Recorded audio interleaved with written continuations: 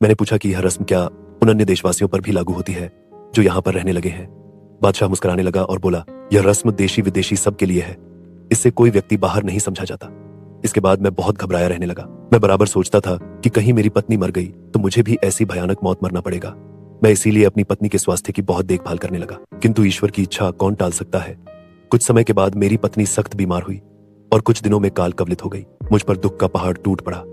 मैं सर पीटता था और कहता था कि मैं बेकार ही उस द्वीप से भागा। इस प्रकार जीते जी गाड़े जाने से कहीं अच्छा था कि नरभक्षी मुझे मार कर खा जाते।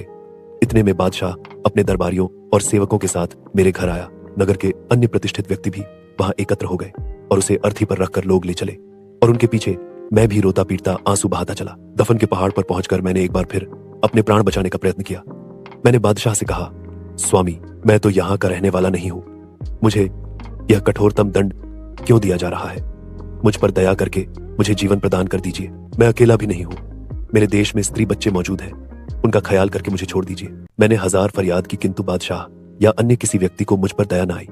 पहले मेरी पत्नी की अर्थी को गड्ढे में उतारा गया, फिर मुझे एक दूसरी अर्थी पर बिठाकर मेरे साथ रोटियां और पानी का घड़ा रखकर उतार दिया गया और गड्ढे पर चट्टान को वापस रख दिया गया। वह कंदरा लगभग 50 हाथ गहरी थी। उसमें उतरते ही वहां उठने वाली बदबू से, जो लाशों के सड़ने से पैदा हो रही थी, मेरा दिमाग फटने लगा। मैं अपनी अर्थी से उठकर दूर भागा। मैं चीख चीख कर रोने लगा और अपने भाग्य को कोसने लगा। मैं कहता था, भगवान जो करता है उसे अच्छा ही कहा जाता है। जाने मेरे इस दुर्भाग्य में क्या अच्छाई है। मैं 3 यात्रा के कष्टों और खतरों से भी चैतन्य नहीं हुआ और फिर मरने के लिए चौथी यात्रा पर चला आया। अब तो यहाँ से निकलने का कोई रास्ता ही नहीं है। इसी प्रकार मैं घंटों रोता रहा, किंतु सुख हो या दुख, मनुष्य को भूख तो सताती ही है। मैं नाक मुंह बंद करके अपनी अर्थी पर पहुंचा और थोड़ी रोटी खाकर पानी पिया। कुछ दिनों इस तरह जिया। रोटियां खत्म हो गईं तो सोचा कि अब तो भूखा मरना ही है। इतने में ऊपर उजाला हुआ। ऊपर की चट्टान खोलकर लोगों ने एक मृत पुरुष और उसके साथ उसकी विधवा को गड्ढे में उतार दिया। जब लोग चट्टान बंद कर चुके तो मैंने एक मुर्दे की पांव की हड्डी उठाई और चुपचाप पीछे से आकर स्त्री के सिर पर उसे इतनी जोर से मारा कि वह गश खाकर गिर पड़ी।